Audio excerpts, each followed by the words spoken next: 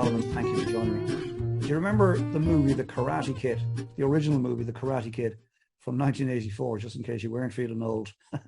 1984, almost 40 years ago now, okay?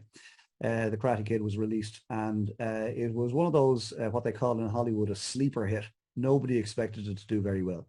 Low budget, $8 million was the budget to have the movie made in 1984.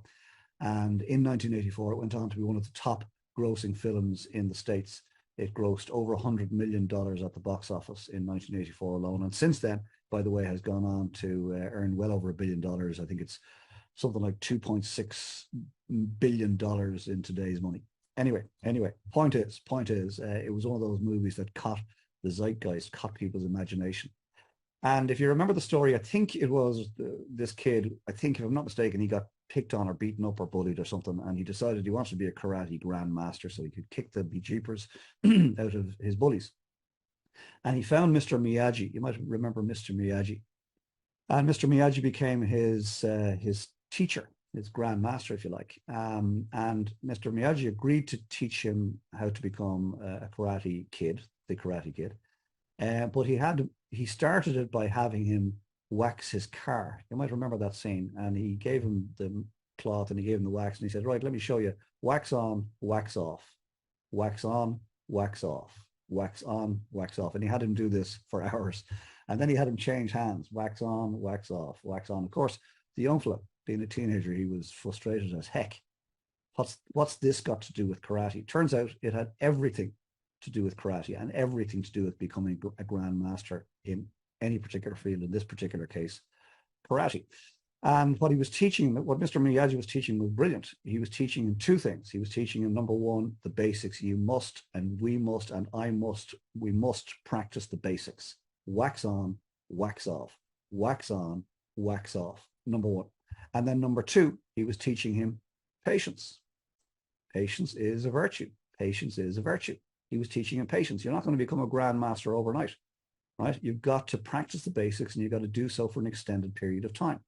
And one way that I have found of practicing the basics around whatever it is I'm striving for in my life, and I recommend you might consider this for you, whatever area of your life you want to become a grandmaster in, let's just use the term grandmaster for an area that requires improvement. You want to be better this time next year than you are today in some area of your life. Well, then I recommend you learn to wax on, wax off, wax on, wax off in relation to that area. And you do so for 1% of your day.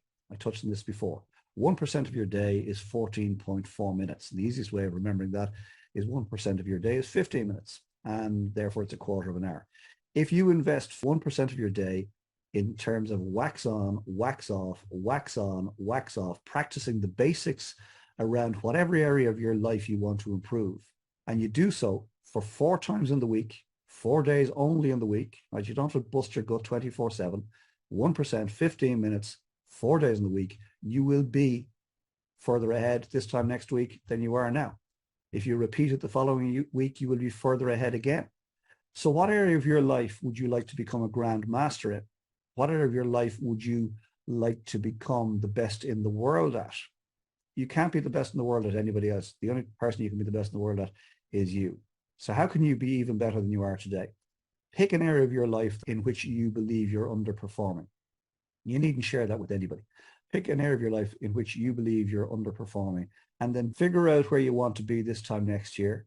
Figure out what you can do. What step can you do? What wax on, wax off, wax on, wax off practices can you engage in between now and then, and do that religiously 4 times a week for the next 50 odd weeks.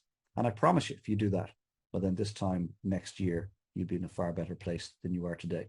I also promise you that if you don't do that, well, then simply accept that the way life is today is the way life will be this time next year.